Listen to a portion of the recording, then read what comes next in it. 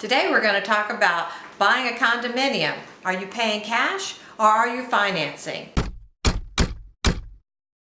Hi, Lisa Norton with Unforgettable Paradise, a real estate team.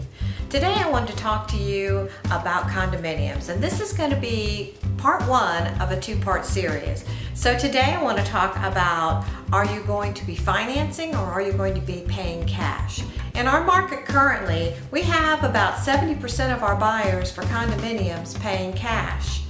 But for those that aren't fortunate enough to be able to do that, like the majority of us, we have to turn to financing, and that's okay.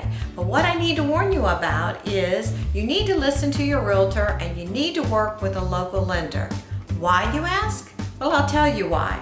A condominium in, say, Nashville or Atlanta is usually used for full-time permanent residents, and those condo docs read totally different than our beautiful condominiums on the Gulf of Mexico, where we often have nightly, weekly, and monthly rentals. Because of that, that changes the parameters for lending, especially from an underwriting point of view.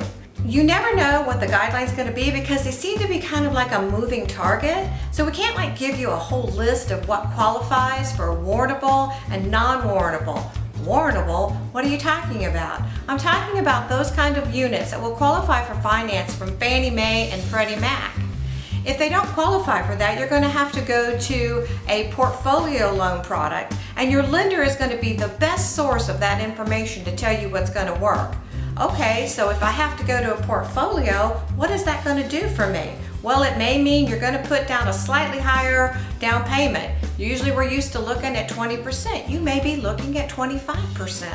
And your interest rate is going to be slightly higher, and you may not have a fixed rate. It may be a 5-year ARM amortized over 30 years, but your lender is the best source of information, and they know which condos in our local market are going to qualify for which products. So be smart, do your homework, listen to your realtor, and use a local lender. Cynthia and I just lost a deal because we had a buyer who had been financed through a big box mortgage lender. And that was great, except they weren't realizing that this was a Florida condominium and they couldn't do it.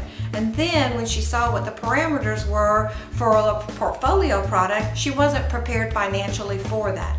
She's now getting ready for that, and hopefully we'll be able to find her something in the near future. So be smart, pay attention, listen to your professionals. We're here to help you, and we know which condominiums you need to look at and which ones you don't. All right, that's it for Real Estate Over Breakfast. I'll see you next week for part 2.